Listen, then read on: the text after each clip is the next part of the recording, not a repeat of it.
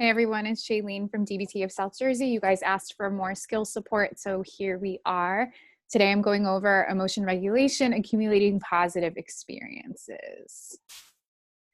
So why build positive emotions up now? When we are increasing the amount of positive events in our lives intentionally, we naturally, in response to that, have more positive emotions. And in terms of emotional vulnerability, what we're trying to do is we're trying to decrease the susceptibility that we have to falling into emotion mind and struggling more with the imbalance of negative emotions and positive emotions. Obviously, we all want to feel positive emotion as much as possible. It's just not how life goes. So when people ask why though? Why are we doing this? Well, we're doing this because life has a way of throwing curveballs and just raining down lemons. Have you heard of the coronavirus? Building positive emotions will help you increase your resiliency and help your bounce back strength, basically protecting you from being in emotion mine or getting stuck in there too long. How much work will this involve? It's going to involve a lot of work. Do you remember ever paying off a big credit card or maybe even a student loan? Think about all of the effort and the consistency and the willingness that had to go with paying that off.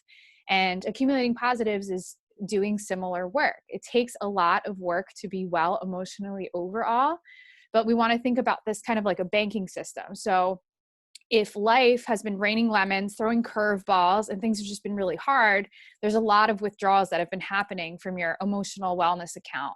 And so by making the decision to increase positive events in your life day to day, you are intentionally making up the difference and getting yourself out of the red. And that's the goal here. It's to get you out of the red.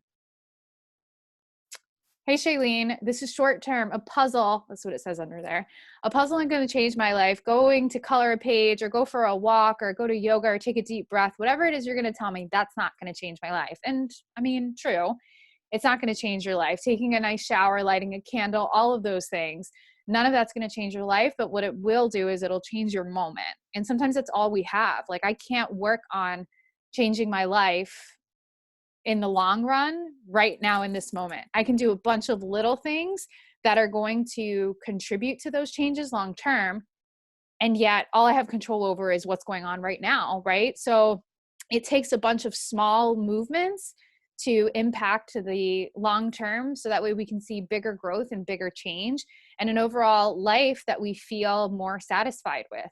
But all of those big changes start with what's happening right now. And so we need positive moments, small things to get us through the day. And hopefully that's going to improve what feels like not the best situation, especially like right now, that situation feels very out of our control. And so what we can do is take the reins and say, you know what, this day hasn't been what I wanted it to be this week.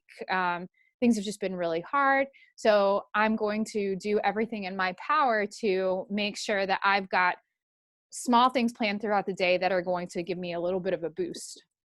A skill hack for you: pay attention to what's already happening. So maybe you are locked up in your house right now and you're starting to feel a little stir crazy, and you turn your attention to your dog and you notice that your dog is yawning, or sometimes when I look at my dog Lucy, she tends to be doing yoga poses. You know, she does up, down, up dog and down dog. And if I don't pay attention to it, I miss it. And so, you know, it's really easy to get caught up in all of the craziness of the world and the feeling of overwhelm that comes with big problems in life.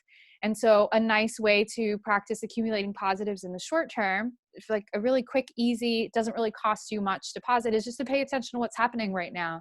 You know, is there a nice breeze that comes along right when you need it? Or maybe you're just glad to be in the company of the person that's with you, or maybe your favorite show's on. Turning your attention to being grateful for what you already have, that's a really easy way to make the skill work for you too. And remember that the more that we can draw our attention to the things that are happening now, the less space our mind has to go down the road of, you know, this is so awful, this is so horrible. A lot of times, not always, but it's not the events that are happening right now in our present moment that are bringing us down. It's our thoughts, our memories, our worries about what's to come, and our thoughts about what's already happened that's bringing negativity into our moment. And so that is kind of easy to fix, takes a lot of work, but it's accessible to us right now if we choose to accept that. And last, a skills disclaimer, this isn't going to work if you're doing the positive thing. So maybe you're accumulated, planned positive for the day is to go out for a walk. And if on the walk, you're thinking about how much it sucks and how hot it is and how you wish your friend could have met up with you and how nothing is going the way that you want to, yeah, I mean, that skill's not really going to work out so well. So the key to this is bringing your attention to the positive aspects of what's happening and letting go of all of the things that you wish were going differently. Remember that negativity loves itself. And so what that means is that negative thinking is going to breed negative feeling. And then negative feeling usually breeds even further into negative or not effective behavior. And so it's really easy to get stuck in, well, things didn't go the way that I want them to. And so now I'm angry. And so now I'm not going to do anything. So thought, feeling, behavior. And if we can interrupt that cycle by saying, I'm going to intentionally choose to do something that's going to make me feel better today, then we can interrupt the feeling stuck in that cycle that I was just referencing. And so that's it. If you want more skill support, you can follow us on DBT of South Jersey. We're on Instagram, we're on Facebook.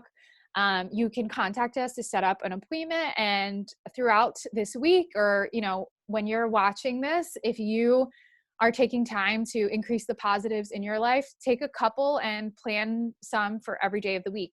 Take a picture and then tag us on Instagram or Facebook so we can see what's going on and we can share ideas. I hope this was helpful and I'll see you soon. Bye.